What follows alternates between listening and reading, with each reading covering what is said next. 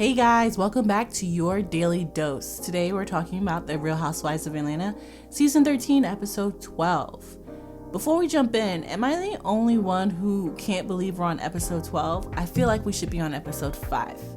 But in any case, we start off with a few transitional scenes. We have Kandi hanging out, being the mom with Ace and Blaze.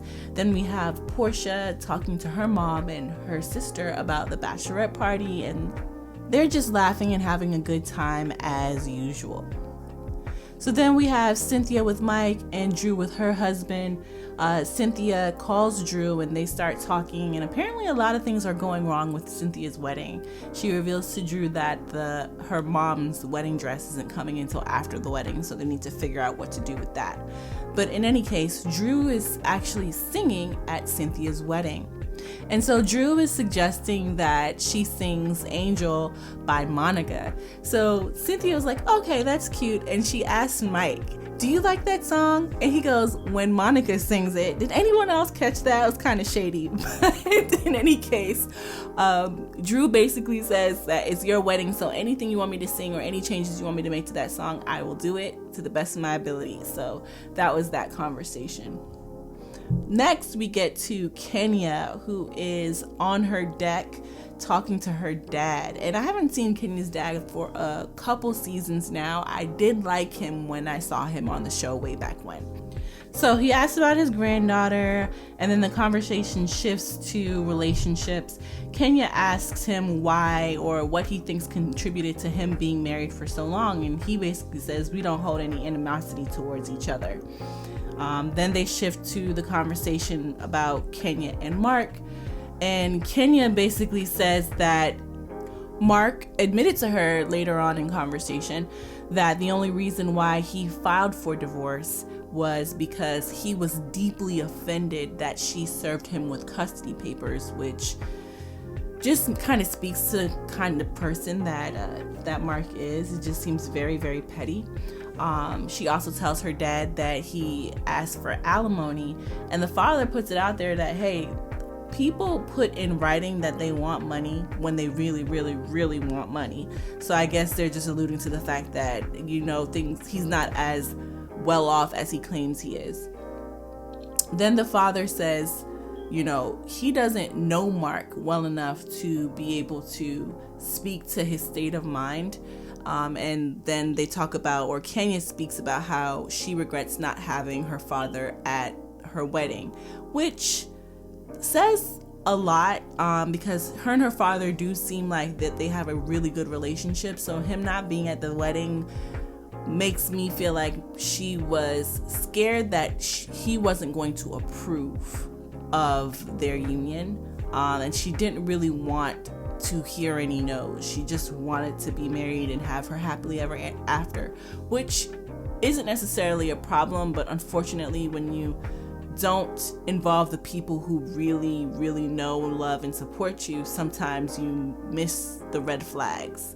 You're purposely avoiding the red flags because you're so fixated on your goals. But the people who love you, they're not going to miss those red flags, and they're going to be the first ones to let you know. And so I have a feeling like she didn't want to see anything negative about what she was doing, which is why he wasn't there. But at the end of the day, him not being there, or her family and friends not being there, probably strained relationships, but definitely left her without guidance. So in any case, at the end of the conversation, her path forward, as recommended by her father, was to get some confirmation, because you can't be in limbo forever. And Kenya agreed, given that she has a huge birthday coming up, a huge milestone. I believe it's her 50th birthday. She just wants to be back in control of her life, which I completely understand. So in the next scene, oh Lord, we have Kenya and Drew meeting up. So apparently Drew felt like she and Kenya were building, but after the trip, things kind of went left. So they start off by talking about that night on the trip where Drew brings up the fact that everybody is ignoring the fact that the night before they were all mad at Kenya, and now they're sitting down and everything is okay. Apparently, a part of that conversation was something about who's the realest and who's the fakest, and Drew brings up the whole private jet thing. So Kenya walks away from that whole conversation or that whole scenario feeling like Drew was calling her fake, and decided in that moment that maybe she needs to step back from her. They also talk about the fact that Kenya brings her daughter but doesn't invite anyone else. So in any case, arguments on both sides didn't make sense. Drew was talking, Kenya was interrupting her, Kenya was talking, and Drew was interrupting her. They weren't listening to each other, and the whole conversation just went left. But it's funny because they both seem like they're above it all and are polished about it. So they're not yelling at each other, they're just being kind of nice, nasty. Anyway, Kenya asked for the check, and I guess she expected Drew to pay, and Drew was like, no, my friends and I split bills. And Kenya was like, no, someone invites me out, they pay for the bill. I thought that was funny because I'm not going to sit, at least me personally, even if I invite somebody somewhere, if you and I just got into an argument, I am definitely not paying for your meal. So I thought that was a stretch. But in any case, they both go their separate ways. And although nothing was really resolved, I will say I really like Drew because not very many people can sit with Kenya and go back and forth with her and maintain their composure and keep it calm and keep it classy and keep it cute and kind of match Kenya's energy. So I thought that was pretty cool of her. So we move on to Marlo's event, which is at a farm or a hayride somewhere far away from Atlanta. So the girls essentially all had to hike to get there. Not all of them came on time. So Kenya, I know Portia comes when everyone else is leaving. But in any case, the first person to arrive is Kandi. And she's talking about how page 6 apparently has the details of the bachelorette party. So it's leaked that someone did something with Bolo while the ladies were away. So as the other ladies arrive, everyone is talking about this. Everyone is denying it, and most of them are pointing their fingers at Kenya, and Kenya is also denying it, saying, you know, she doesn't deal with page 6. If it were B. Scott or somewhere else, she might have been the one to do it, but no, she doesn't play with page 6. I personally am torn. I either think it was Kenya or I agree with Kenya where it is someone was talking to someone else and they leaked it, kind of like how the whole Potomac thing happened. I feel like, I don't necessarily feel like Monique leaked it, but she was talking about it with someone in her camp and they leaked it. The interesting confessional we get from this conversation is Latoya. Latoya is basically saying that, listen, Kenya can be a devil, and so I want to stay on her good side. But she also says that she thinks Kenya doesn't. I think she's one of the only people to explicitly say that. Latoya also brings out that Tanya is in Canada, and the ladies kind of laugh and joke around and say that she is running from the truth. And then you see Shady Bravo putting up the wanted poster with her face on it, basically saying that she's missing in action. So the two ladies who aren't here at this point are Portia and Cynthia. They give Cynthia a call, and apparently she's out shopping with her sister, trying to handle some of these wedding issues, in particular their mom's dress.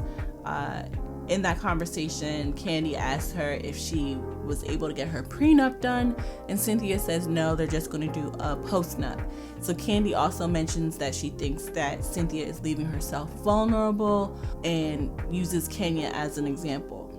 In any case, at that point in the conversation, all the ladies proceed to tell Cynthia to make sure she handles that, including Kenya, who basically says in her confessional that she always tells people to do prenups. She just didn't follow her own advice, which was funny. So then all the ladies who are there go on a hayride, and they talk about how Kenya and Drew's lunch didn't go so well. So Kenya polls the audience, right? And pretty much everybody who's there says that they do think that Drew was coming for Kenya at that dinner.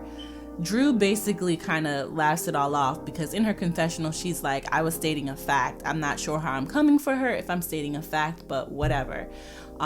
So from there, Kenya brings up that Drew was doing vocal exercises at the dinner as if she was preparing for a scene.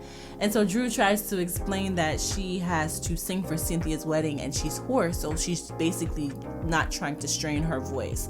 All the ladies kind of made fun of her for that, and she basically sat in it, which another reason why I like Drew. She just seems to, look, I said it, I did that, I'm not going to explain it, and I'm not going to backpedal. It is what it is. So from there, the hayride is over and the ladies proceed to get in their car and leave. So Shamia basically asks Marlo and Drew to wait for Portia.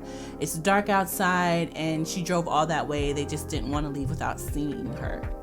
So Portia pulls up and they talk about the whole page 6 thing. And Portia basically says it was Kenya, period.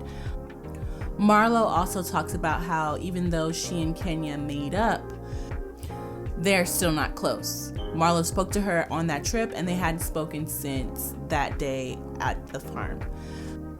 Essentially, the war is over, they're at peace, but they're not besties. She also says to Portia that she doesn't want her relationship with Kenya to get in between her relationship with Portia, because she's noticed that since they got back from the trip and they've made up, that Marlo, hasn't had that much communication with Portia. So Portia says, no, it has nothing to do with you or that. I'm just now speaking to Shamia, and Shamia is my best friend. I just have a lot going on right now. And then in the confessional, we see Portia basically saying, you know, whatever happens between them is none of my business. Marlo essentially should know better than to trust Kenya, but, you know, to each his own. From there, we get a few transitional scenes, but the real meat and potatoes comes from Kenya's therapy session. The session starts off with her talking about her relationships, specifically her relationship with Mark, where she tends to want to give people time to become who she deserves them to be. So yeah, I know you're doing all the wrong things, but you know what I want, so I'm going to be patient for you, allow you to do those things, because I don't want you to leave, but I do want you to be somebody else. I need you to be a better person, and that never quite happens. And from there, they transition into her relationship with her mom, which we all know from seasons and seasons and seasons ago, the fact that her mother gave her up at 3 days old, but still came around, but just never really acknowledged her, has like broken a significant piece of her that she's been trying to put back together for a very long time. So that people pleasing trait that she has adopted in her romantic relationship is really stemming from that relationship with her mom, wanting her mom's attention, wanting to be accepted by her, and it never quite happening. She speaks about how because of that, she rebelled in her youth, did a lot of things for attention, including dating a man who was maybe 11 years older than her when she was 15 years old, and how he abused her. They also talk about how Kenya going through this divorce publicly is actually affecting her emotions, and they're showing up in different ways. And then they flash to different points of the trips where she was either having a breakdown or blowing up on people, and I guess they're correlating the two, like the stress of the divorce is affecting her relationships. So Kenya leaves with homework. Essentially, she needs to process these feelings and emotions so she doesn't take them with her into her the next 10 years or to the rest of her life, or into a new relationship. So that's where this episode ends, guys. Let me know what you think of season 13 episode 12 of the Real Housewives of Atlanta in the comments below. Let me know if I missed anything, and please don't forget to like this video and subscribe to my channel.